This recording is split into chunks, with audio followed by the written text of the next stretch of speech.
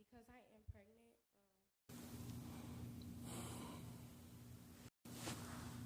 What is this? I don't quite understand. I don't quite understand the. I'm going to start with this part right here. I don't understand what you hope to get out of this. Mr. Pastor, how could you approve this? Because we know it is under the tutelage of whomever her guardian is of you, the tutelage by you, that they felt the need to have their daughter do this. If you didn't suggest that this be done. So let's take about 5 seconds to think about this. We know the country that we are and who we represent in this country. Who exactly is this young lady apologizing to? Probably 65 to 75% of them in your congregation did the exact same thing. Got pregnant out of wedlock. And you decided to take this young lady for whatever reason, or just because you could, and make an example of her. The people that she's apologizing to never had to do what she's doing right now. And do you know why I bring up the tutelage of you to whomever her guardian is? Because they're worshiping you, not God. They're seeking the approval of you, Pastor, not God. And amongst you, while you want to look at your congregation and think that everybody in there is perfect, and you want to hold this young girl to a perfect standard rather than offering her counsel and lending a helping hand, since Lord knows you didn't do much to protect her from this very thing, you offer her up as a sacrifice, in a sense. And it reminds me of this phrase that's just out there. It's called saints and sinners. Not only did you offer her up to the congregation, but you also offered her up to the world. Because who would release this video? You offered her up to the world to embarrass herself to the undefeated internet, where things and images and words live forever. Pastor, you didn't know better? I say, Pastor, you didn't know better?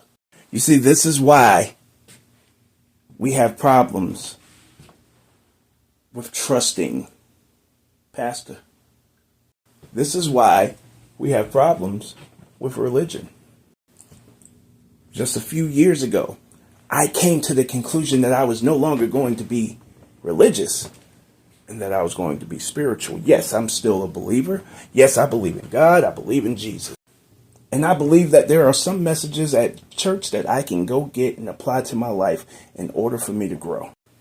But I also think that there is an ulterior motive that you hide under the cover of trying to recruit us in the name of God. You're not actually recruiting us to God. You're recruiting us to you. You're recruiting us to your church, not God. When I see displays like this, when I realize that me being baptized does not mean that I belong to God, but it means that I belong to your church. And now, every week, I owe you. When I realize that it could appear that as I see so many pastors out here doing things like this, as I see so many pastors out here, or people who ride under the cover of the name minister and pastor and all of these things, and they have these their own selfish narratives that they push and they create, and they go to the internet and go at large with their own selfish narratives, talking to certain demographics, so on and so forth. And at times we may go to church and we may hear you talking to a certain demographic, telling them everything they want to hear. How much did you actually contribute to the lifestyle that this young lady, there's no example of her being a wife around her. Very little examples of her actually being a wife. Therefore, there could not be any examples of what she should look for in a husband, because she hasn't had very many wives around her. You think maybe that has something to do with talking to a specific demographic and telling them everything they want to hear except for what they need to hear? You know, the teachings of what a wife should be are right in that book that you actually talk from every day. Every Sunday, every Wednesday, every prayer circle, all of that stuff, that book that you talk, what a wife is supposed to be is right in there. So if this woman, this young lady, was able to come into church and you felt the need to sit her in front of the congregation and turns out in front of the world for her to apologize, then where's your teachings on what she needs to be in order to become a wife? Where's your teachings in order to teach her what she should look for and appreciate in a man that is fit to be her husband? Where's those teachings? Where is it coming from? She doesn't see it around her in her everyday life. So very shortly after she was finished talking, you should have stood up and apologized to her. Because the only person she owed any apology to was herself, the baby, and God. And you took advantage of her. And whoever made that video took advantage of her. God bless. Show off. Omega. I'm sure you probably don't remember me. I used to be we agree on a lot of things. I used to be on your posts and a lot before, and I was on your panel a couple of times or whatever the case may be. And there are a lot of things, most things, I would say, we agree on. And there's even parts of this video that I agree on. But I wanted to present your whole video so I can represent you properly. And I'll be back. You passed just denied that lady her baby shower and embarrassed her up here. You coming in this church? What you want? That's it, man. Black folk can be really, really embarrassing. And I'm going to tell you why. Y'all don't boycott stripper culture. Y'all don't boycott hoe culture. Y'all don't boycott young nigga aggressive culture. But you want to boycott a church. Y'all don't, the 7 cities, I'm in Virginia, the 7 cities is notorious for a whole bunch of street foolishness. And y'all don't have the guts and the gumption to go press them young niggas. But y'all go press an old pastor. Because a young lady willingly chose to confess her sins because she serves in the church. Why are we so ignorant? Like, the mother already released a statement. This young lady wasn't coerced. She wasn't forced. She did it of her own regard. That's the whole principality of belief. And then everywhere across the nation, the same black men who exist in the form of tokenism, because that's what y'all are doing. Y'all exist in the form of tokenism. Let me explain. You have constantly been told that good black men are scarce. And then when you are labeled a good black man by the narcissistic views of passive-aggressive women, you take it upon yourself to alienate and try to persecute other men that don't fit the mold of tokenism. That pastor did what he was supposed to do as a shepherd of the Lord. Okay? Now, many of you don't follow Christian principalities, which is fine. You're free to do and practice whatever belief system that you are. But it's funny because the same people talking about don't judge people for their behavior are judging people for behavior simply because it doesn't align with theirs. The irony and the hypocrisy in having an issue with judgment while judging people at the same time. I really wish you niggas would start to stand up for or stand up against whore culture, stripper culture, OF culture, bad BBL culture. I really wish y'all would actually have the gumption to start standing up for stuff that is negatively impacting our children. Y'all let them women go shake their ass half naked at presidential rallies and didn't say a damn word. Didn't say a word. Didn't say a word. when you have not said a word about nothing that is truly impactful, but everybody is up in a uproar about this. Oh, the oogie boogie Christian principalities. This is why black people being led astray now. You stopped acting and believing the way you're supposed to act. But it's okay. I'm an old head, man. I've seen this happen in churches before. Drunks come up and confess. Wife abusers and cheaters and adulterers have come up and confessed. The old black church used to sit a pastor down if he wasn't living right. But I get it now, because y'all the same culture that go after these men, but you let T.D. Jakes do whatever the hell he feel like doing. Or follow men like Bishop Creflo Dollar. At one point, the black community used to be the pinnacle of moral behavior in this country. Now, we seem to be at the bottom of the barrel. And I wonder why that is. Stop pressing pastors. Start pressing gangsters, strippers, dope boys, stick-up kids. Press them. Every time a black male pastor stands up for something in this community, I've noticed over the last decade or so, y'all get all y'all panties in a bunch. But you got no problem with the foolishness that we see exhibited in this country by our men and women every day. Y'all stand by that bullshit, though. Y'all not embarrassed? The thing, my brother, I don't disagree with you when you're talking about the things that we should be doing more of in the community as far as approaching the hedonism, the 304s, and having conversations with them, the younger brothers, and having conversations with them. Yes, you're right. You're dead right about this. But don't lose yourself in your conversation, because here's the thing. Someone who was an adult, whether it be the pastor or whether it be the parent, or whatever the case may be, someone who was an adult suggested that this little girl get up there and do that. And there's no way around that. She didn't decide to do this on her own, so stop with that bullshit right there. I want to be clear what I'm saying with this. You know, who is it that she's actually apologizing to? Because she's apologizing to the congregation, probably half of which did the very same thing and did not have to stand out front. All right? But here's the biggest problem.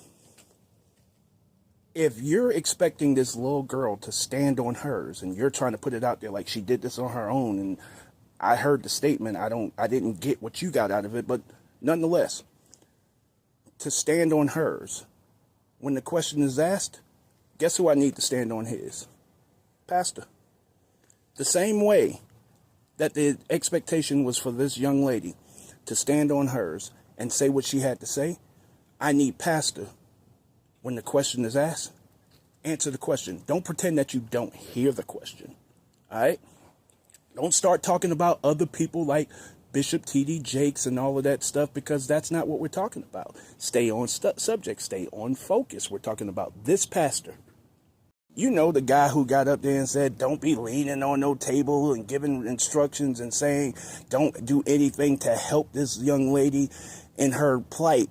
Don't do the baby shower, and that guy. That's what we're talking about. So when he's asked the question, stand on your business. If you really believe in what you did, answer the question.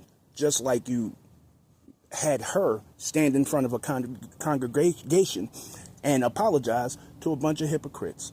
Him being the first of the hypocrites. We need you to answer the question. Be willing to stand on that sword the same way that you think that your flock should do, or at least one person in your flock. You think she should stand on a sword, stand in front of all of those people, stand in front of the world because you're live streaming this whole thing. We think you should be willing to do the exact same thing. Not pretend that there wasn't a question being asked, pretend that you didn't hear the question, say, about 8 times, and then have the man kicked out and removed from the church when that's exactly the same thing you did to the little girl. Because for you, you think it's not right to press an old man who's a preacher, but it's okay to press a young girl. And that's how you think. But that's how it's coming off. I've never been to this man's church, but let's make sure that these churches are teaching these women and these young girls what a wife is supposed to be, rather than shaping the word of God to fit a certain demographic by accepting what the world is and adjusting the word of God to what the world is, to teach them the same separation that's being taught all over the world anyway. How about we make sure that there are the teachings of what it means to be a wife and what it means to be a husband within that church? Acceptable from a wife and what is acceptable from being a husband? Are those teachings being taught within this church? Knows, because the Lord knows. I've been on many of your videos, saw many of your videos where you talked about the demographics and the statistics that say that we don't have very many examples of what husbands and wives are around us. So what do we do to change that and fix that? We take the word of God and actually apply it. It's right in the Bible. God bless. Show off. Good evening and God bless. So listen, man. I didn't make one assumption. I spoke on what you were talking about, and mostly what you talked about was everything other than what was at hand. And here's the thing. If you don't see the correlation, then maybe you did so much deflection that you forgot what the actual subject was. Now, you're entitled to your opinion if you think this was the right thing to do or whatever the case may be. Just like I'm entitled to my opinion, and all of those ignorant Negroes, as you so eloquently put it, are entitled to their opinion. But let's take a minute to just dissect the psychology of your statement right here. Young brother is an attempt at you trying to son me. I would probably say I'm not much younger than you, if I'm younger than you at all. You can't son me. You see, I'm like Bo Jackson. I'm kind of hip to the game. I didn't make any assumptions. I spoke on what was given. You see, the video that I actually watched was actually the video that you stitched. And no, he didn't answer the question. What he kept doing was saying, huh, huh, huh. And if you're not seeing the correlation to this, then maybe, just maybe, you did so much deflecting, talking about Megan Thee Stallion and talking about Glorilla and talking about Creflo Dollar and talking about T.D. Jakes and talking about the men who's doing things in the streets. And you talked about all of that different stuff, so much so that you forgot what the subject was. Because my response to you was, if it is that man's expectation for that young girl to get up there in front of the people and in front of the world, as it should turn out, because I'm nowhere near Virginia. Nowhere near Virginia. And even though you're in the state of Virginia, you and I are having a conversation. So it turns out millions and millions of people, if he was willing to subject her to that, then he should have been willing to stand there and answer those questions, just like he was willing to have her stand there. Stand up straight. Don't put your hands on the table. Nobody better do a baby shower for her or help her.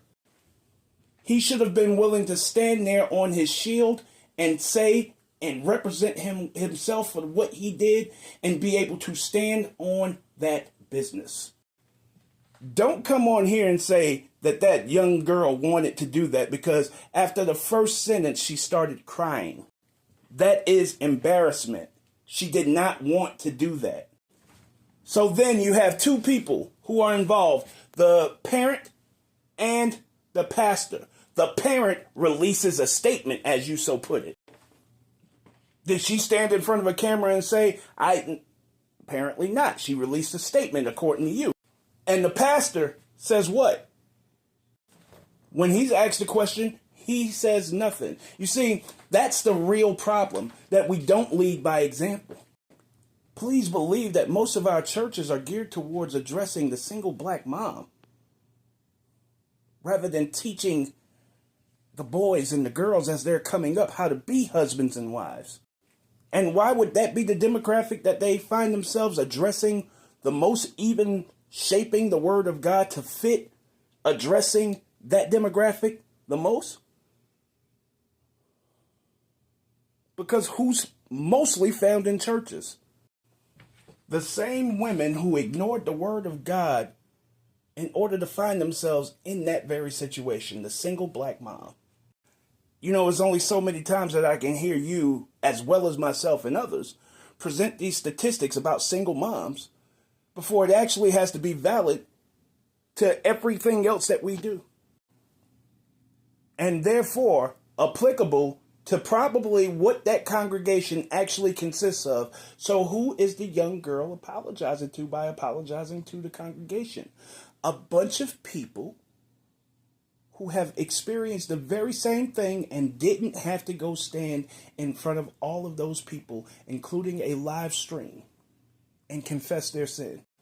Then to say, she made a mistake, don't y'all help her, don't y'all have her. That is not God's work. That is not godly. Because if you look at that and you say that's God's work, then who is Jesus? No, my brother, the problem is addressing it from the root. What we have seen all of our lives, we've seen. We need to fix it amongst the kids. We have to accept that this is what our life is and fix it for our kids. We have to be able to say, yo, something we've been doing isn't working. What hasn't been working? The fact that we haven't had the moms in the households with the children.